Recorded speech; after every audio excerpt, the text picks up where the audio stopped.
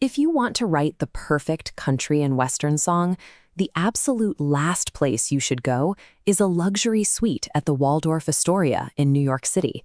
But that is exactly where folk singer John Prine found himself in the early 1970s. Prine and his friend Steve Goodman had access to a dressing room equipped with a full bar. They poured a bunch of different liquors into a sink, mixed a punch, and started writing a parody of country music stereotypes. Prine actually thought the resulting song was so bad, he refused to take an official writing credit for it. That joke song, "You Never Even Called Me by My Name," eventually landed in the hands of David Allan Coe. Coe was an ex-convict and a biker. He took this New York parody and used it to mock the entire country music establishment, scoring a massive hit in the process. On April 29, 2026, David Allan Coe died at the age of 86, bringing an end to one of the most turbulent lives in American music. By looking at how an outsider used a joke song to expose the polished corporate reality of Nashville, we can see exactly how Coe operated. In the 1960s, producers like Chet Atkins developed what became known as the Nashville Sound. It was a smooth, highly corporate formula that stripped away traditional fiddles and steel guitars in favor of pop-friendly strings and backing choruses. This system was incredibly profitable, but for the musicians actually writing and performing, the rigid recording model felt entirely stifling. A single producer might oversee 20 different artists, forcing everyone into the exact same sonic mold. The pressure eventually caused a fracture. Musicians looking for creative control, like Willie Nelson, left Tennessee entirely.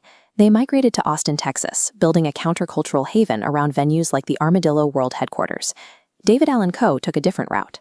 In 1967, he arrived in Nashville directly from a stint in the Ohio State Penitentiary. He was completely broke, so he lived in a red Cadillac Hearse.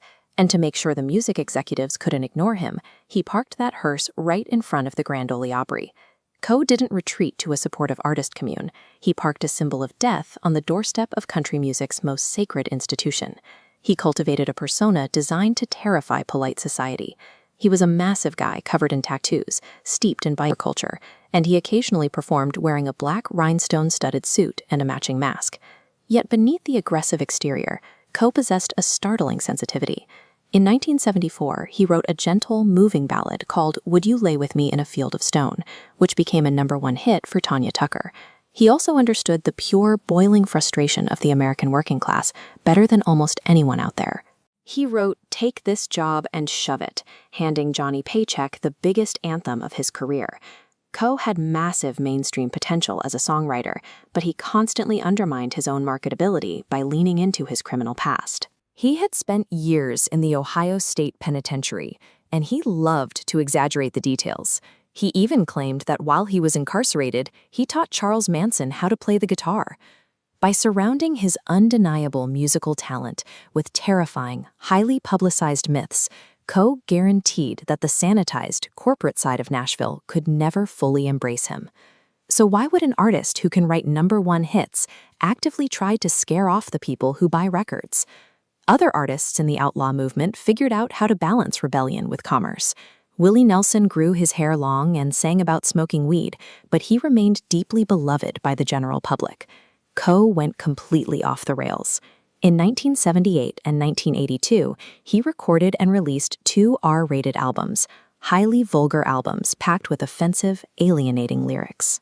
Mainstream record stores refused to carry them, so Coe sold the albums independently through advertisements placed in the back pages of biker magazines. It brings up a tension that follows his legacy today. Let me know in the comments if you think a person's raw musical genius can be separated from a deeply controversial, self-destructive personal life. Coe proved the difference between playing a marketable rebel for the cameras and being an actual outcast who refuses to compromise, even if it costs him his career. Living on that extreme edge took a severe toll over time. Coe's later years were marked by IRS tax evasion convictions, a near-fatal car crash in 2013, and a long period of declining health. His personal life was equally chaotic.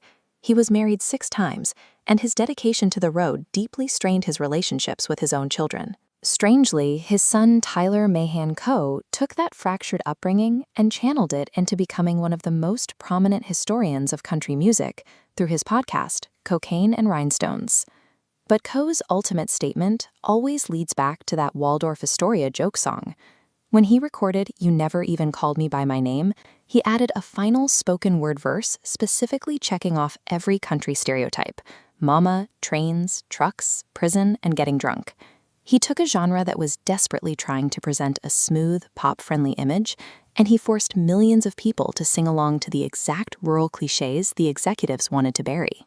On April 29, 2026, David Allan Coe's decades-long fight with the establishment came to a quiet end when he passed away at 86. But the music isn't quite finished. His manager recently announced that a final posthumous album, recorded back in 2017, is being prepped for release. The planned release date is September 6, 2026, which would have been his 87th birthday. If you want to see how the rest of the outlaw movement managed to beat Nashville at its own game, click the video on your screen to watch our breakdown on how Willie Nelson stole country music. David Allan Coe was chaotic, abrasive, and endlessly complicated, but he was also the only outlaw they could never truly tame.